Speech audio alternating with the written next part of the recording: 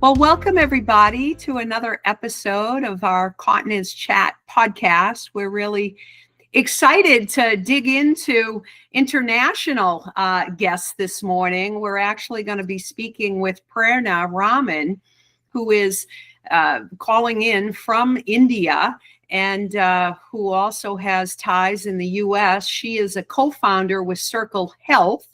And I guess I'm going to jump right in, Prerna, because I know you have so much to share, but maybe if you wouldn't mind giving us a little bit about your background. But before that, I do want to say thank you for being our guest this No, morning. you're too kind, Diana. I'm most pleased to be here. So thank you for having me.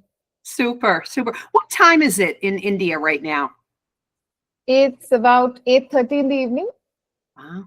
So thank you for giving up your evening to No, not at all. I'm used to doing this. I work with a lot of folks in the States, so absolutely used to doing this. super, super. So as a way of getting started, can you just Sure. share a little bit about Circle Health and why you decided to found that organization? Oh, absolutely. So I think I'll start with, a personal introduction in terms of what I've done professionally. So I come from a family of army doctors, right? So my dad was a surgeon, my mom was a gynecologist, both worked for the Indian Army. My mom worked for about 10, 15 years, and my dad worked for like 38 years with the Indian Army. So that was the upbringing, sort of moving around place to place, always meeting new folks, always uh, getting posted to interesting places and all of that. Professionally, did my engineering. I actually worked in one of the large tech companies in India for a while. Then went on to do an MBA, so to say, top tier colleges from India. And post which I got into banking. So then I had a very steady state corporate banking career for almost 12 years. And I think then the entrepreneurship bug just sort of bit me. I thought I should do something on my own, and then the roots came calling. That's where healthcare made a full circle and came back.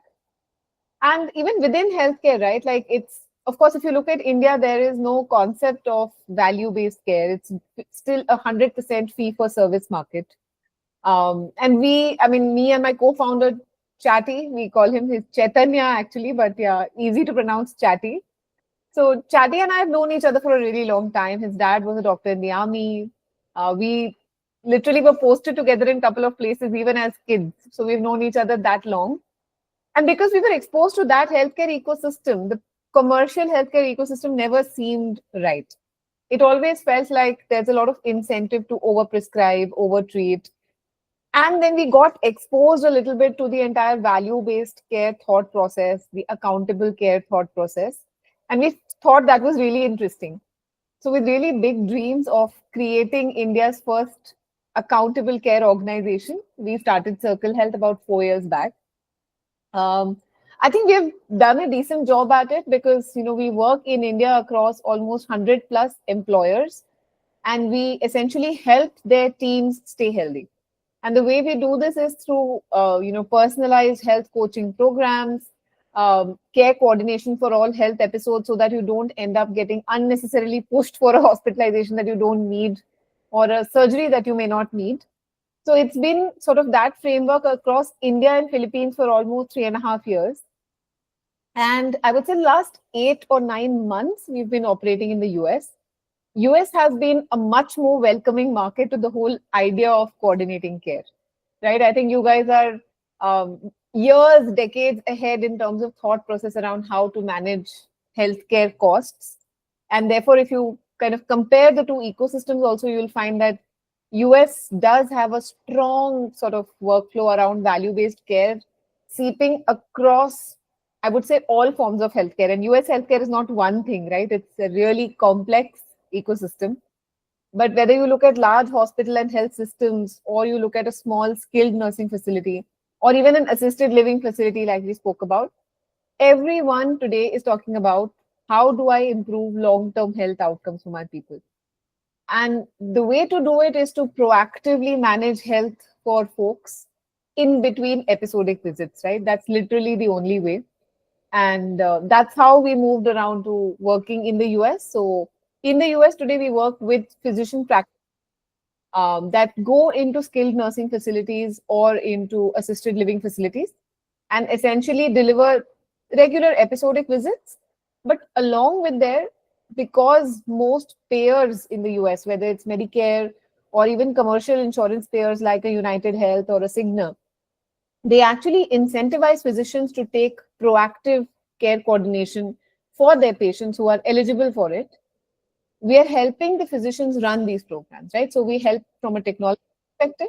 We provide a platform where all the health information of the patients can be aggregated from the EHR, care plans can be designed for them, care coordination visits and telehealth visits can be run on the platform, care gaps can be identified, which is sort of the core part of what you're trying to do through the coordination, that something was meant to happen and it didn't happen, right? So you're trying to identify those care gaps. So we help with that. And we also have a clinical team in the US. So we are also able to augment staff for physicians if they need that. Because another challenge that physician groups face is that I want to do this, but it's not my time and I don't have the bandwidth to manage an entire team to do this. So we also help them augment a team that can completely run this end to end for them, right? So long answer, but yeah, that's how we started Circle Health, and that's kind of what we're trying to drive. It's always been about improving health while not being a very fee-for-service model. Yeah. And Prerna, I have three questions for our viewers that we're hearing and reading a lot about accountable care organizations or ACOs. We're hearing about value-based care. In Right. layman's terms, for folks that may not know, what is accountable care, an ACO, versus value-based care, and what are a couple of the differences, just so our audience members that may read the title or the acronym but not really have their arms wrapped around it? No, absolutely. Very relevant question, right, Diana? So I would say value-based care is the larger thought process with which you would like to run your healthcare ecosystem overall, right? Instead of delivering a service and getting paid a fee for delivering that service, you get paid when you deliver value to the patient. So, to give you an example, 20 years back, it would probably be that as a surgeon, I did a knee replacement and I got paid a fee and I walked away. Today, most payers and the value based care thought process means that I don't just do the surgery and I walk away. After 2 weeks, after 6 weeks, after 12 weeks, I'm accountable for the outcomes that I've delivered for this patient. Like after 2 weeks, are they able to stand? After 6 weeks, can they climb one flight of stairs? After 12 weeks, are they able to, let's say, walk 5 miles? So once I deliver those outcomes, I have a financial either incentive or disincentive tied to this outcome. Right? So that's the broad, I would say, ideology. Okay. Account care organizations or ACOs are basically providers. These could be really large physician groups. These could be hospitals. These could even be like small skilled nursing facilities and ALFs and a physician group coming together who form an ACO. Now, when I say form an ACO, what that means is that they've essentially decided that, look, I buy into the value-based care model. And instead of only being paid a fee for service, I'm ready to put some money at stake and take risk on health outcomes for my patient population. So, for example, a hospital that is an ACO, the way it might work is that today a patient walks into my hospital for a sepsis, right? The patient has sepsis, and I have I would say a standard agreed fee with the payer of $40,000 to manage this patient over a period of time. But I am now sharing the risk, saying that even post discharge for 90 days, I will ensure that there is no readmission for this patient. Right? So, and if there is a readmission, the cost is all on me as a hospital to do it. Sure. Right. So now I'm sharing that risk and I'm making myself accountable for the outcomes. And if I don't deliver those outcomes, I have disincentive. There are ACOs that work on different models, right? So some have only positive risk sharing, right? So if I do 10 things well, I will get an incremental fee. And the advanced, or I would say the more mature ACOs, risk share on both ends. saying that if I do really well, I get paid more. But if I don't deliver outcomes well, there is also a negative impact on my revenues. Gotcha. Thank you. I have Yes, a Susie. that's astounding to me. I've never heard of that type of care before, but I'm curious if the hospital is on board. Right. Is it up to the hospital to convince all of their surgeons and doctors to cooperate? Unfortunately, Susie, it's not even in the hands of the hospital or the doctor now, right? If you look at the healthcare ecosystem in the US, most of the workflows or the way things work is controlled by payers, right? So whether it's Medicare or Medicaid or the commercial payers like United Health or Cigna, they are the ones who control how a workflow happens when a patient is admitted in a hospital. So more and more payers are moving to push some amount of risk to the provider so that the provider doesn't walk away with just doing that knee surgery, right? It's not just about the knee surgery, it's about making the patient walk after 3 months. Yeah. Right? So more and more payers are actually pushing the providers to kind of move in that direction. Yeah. How I'm just curious because I'm just thinking of the general public. The challenge that I could see, and I'm curious how physicians address this. So if I have knee surgery, and from my perspective, if I went in to get my knee surgery, I might have prior have had one follow-up, maybe. And my surgeon, from what you're sharing, would have gotten paid by the payers for doing that surgery. So the surgeon's happy, I've had my surgery. But now with value-based care, there could potentially be additional layers to deliver better outcomes so that surgeon or follow-up clinician may say, Deanna, you need to come back at 2 weeks, and then you need to come back at 4 weeks and 90 days. And I may be thinking, okay, I'll come back after 2 weeks, but by the time 4 weeks comes, I'm feeling great. And I'm thinking I don't have time, so I don't come back. And I'm assuming that could ripple out really across. How is that being addressed? So, Diana, what you mentioned, that exact gap is addressed by care coordination. Nobody is expecting the physician to call you after 2 weeks and for you to come. Nobody is expecting you to remember and come back because you're already feeling better and you've moved on to your life. So what the physician essentially would do is that the moment you're discharged, there's a care coordinator assigned to you to work with you for the next couple of months. They are responsible to make sure that whatever therapy, whatever rehab, whatever physical therapy you're supposed to get, you end up adhering to that. Take feedback from you at regular intervals in terms of what activities you're able to complete now, right? Like there are activities of daily living, like you would understand that better, right? Like what am I able to do? What am I not able to do? So the coordinator takes that feedback. If there are any red flags, any alerts that she should tell the physician about, she highlights it, she sends the note to the physician, and the physician then says, hey, no, if Diana is not able to even stand after 4 weeks, we need to get her back and maybe get an X-ray done. Right? So this is the care gap. This is what is identified as something that should have been done. It's not exactly as per plan. How do we meet Diana again and make sure that she's either getting the right treatment or did the surgery go well? Maybe I need to look at the joint again, right? Like, just give you an example.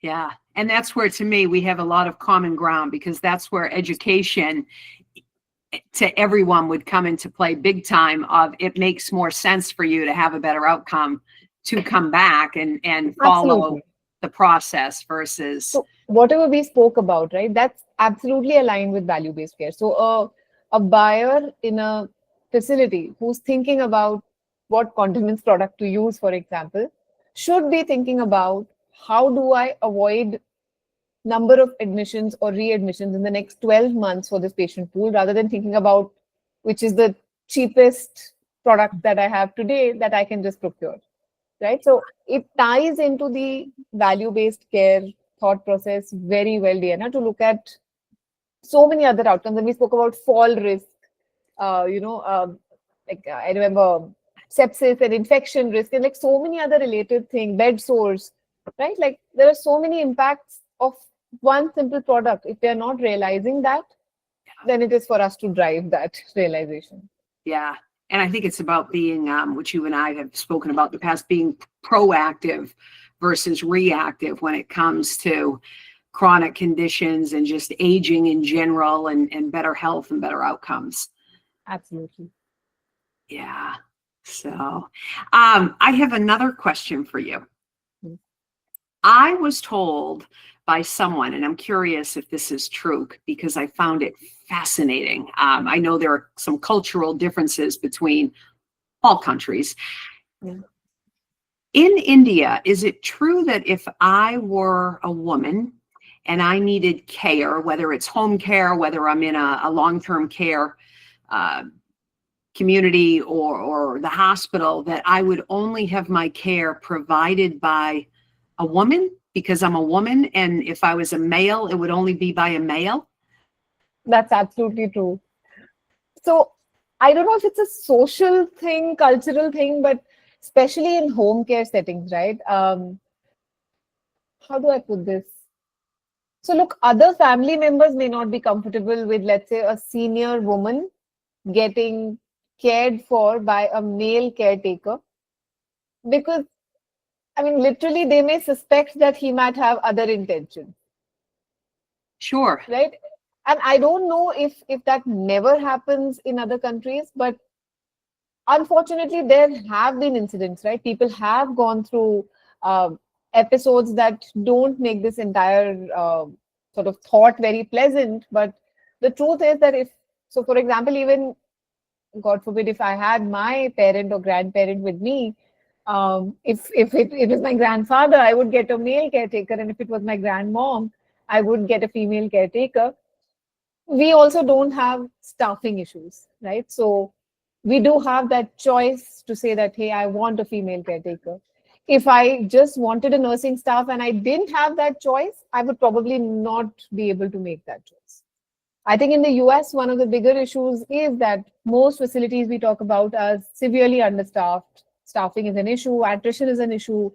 I mean, I've literally heard people saying that we are competing with McDonald's for talent.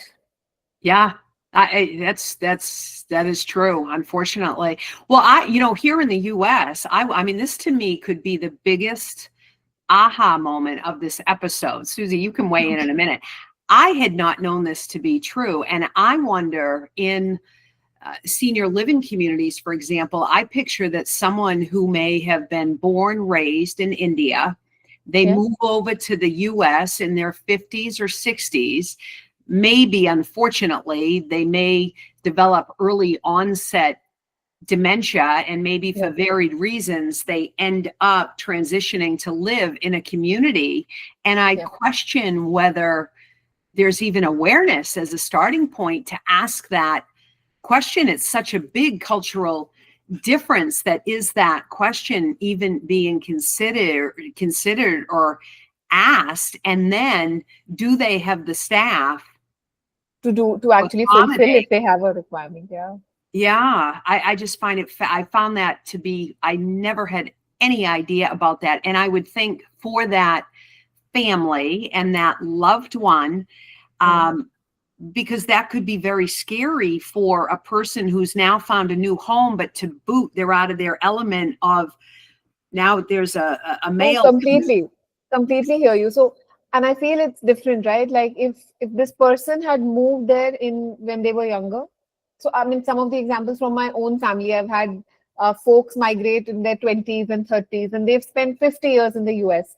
I think they've adapted, right? They are socially and culturally, in many ways, very American. But a lot of kids who migrate there over a period of time because their parents become dependent, their parents move there.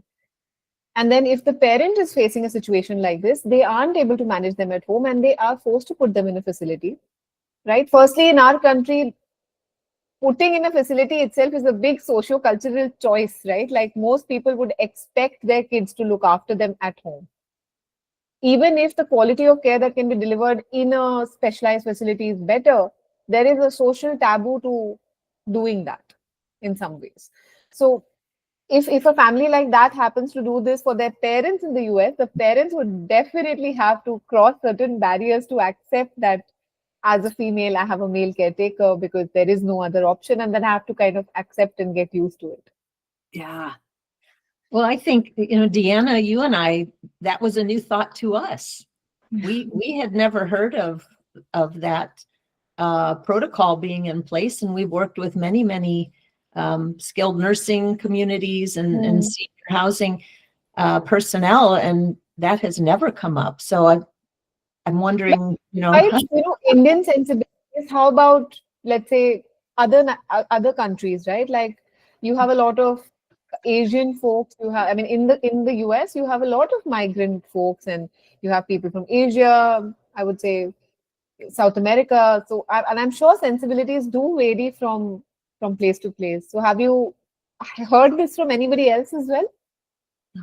No, if we're being honest, we haven't. And it really, what we hear a lot here in the US about, and we're very focused on the term person-centered approach to care, or an individualized approach to care, and not just in terms of incontinence, but it's very important with incontinence, but just, what time do you like to eat dinner? What do you like to eat for dinner? What do you like your temperature in your room at? What do you like for activities? Not a one size fits all. And so this to me is fascinating, where especially for communities that really embellish a person-centered approach to care, this to me should be foundational of asking that question, and not just to your point, not just for folks in the country of India, but across all countries, of being more aware of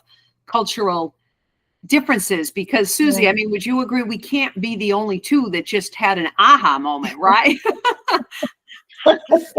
I can't. I mean, I'm also sure that a lot of other, cultures would also have this. Like at least Asian and South Asian cultures, they would, because people are used to it, right? Like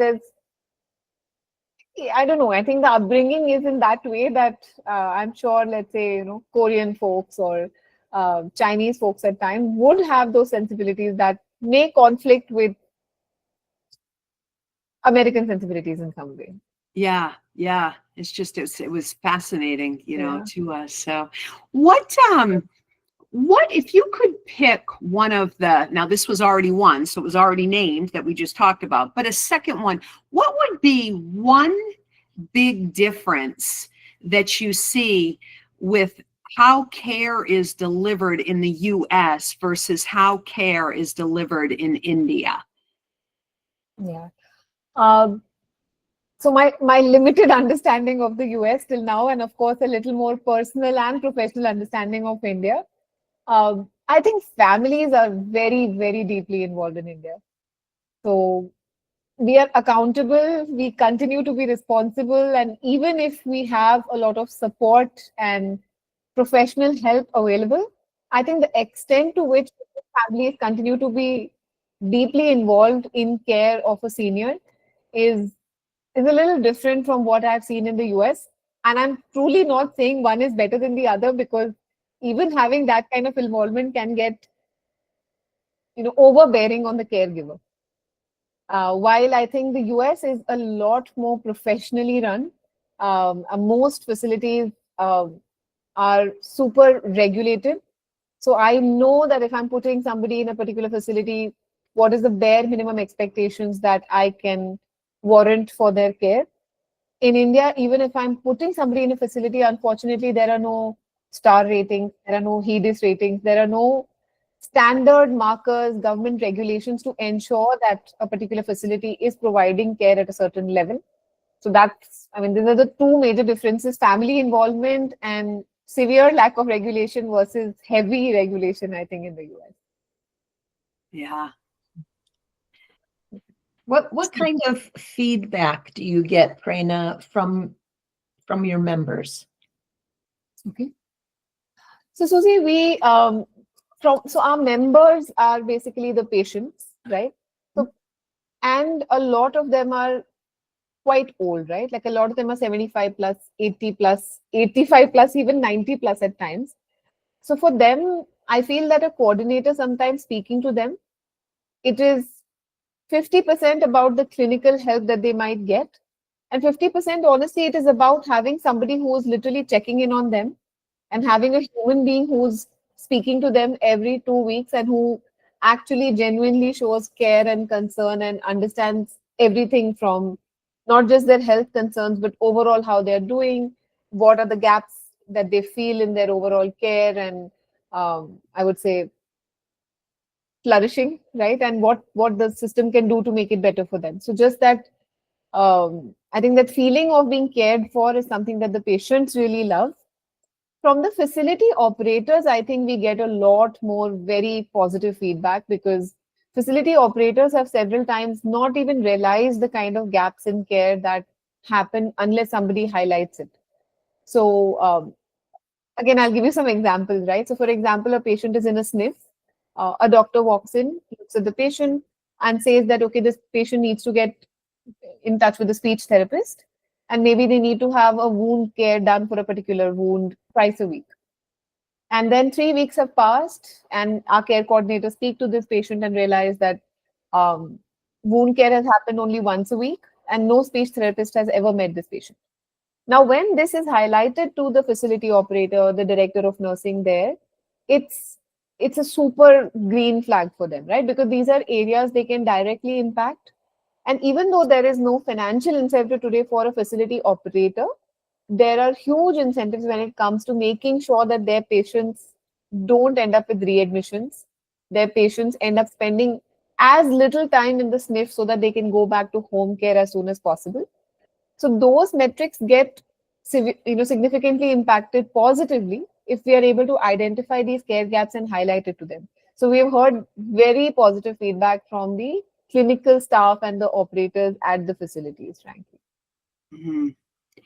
I would think too, as you're sharing that, I'm tying what you're sharing right to the quality measures that a skilled nursing would Absolutely. have, to the quality. But also, I think too, in terms of having you and your teams in the SNFs, it ripples out indirectly to social, an extra touch point for that resident that's in that SNF. Correct.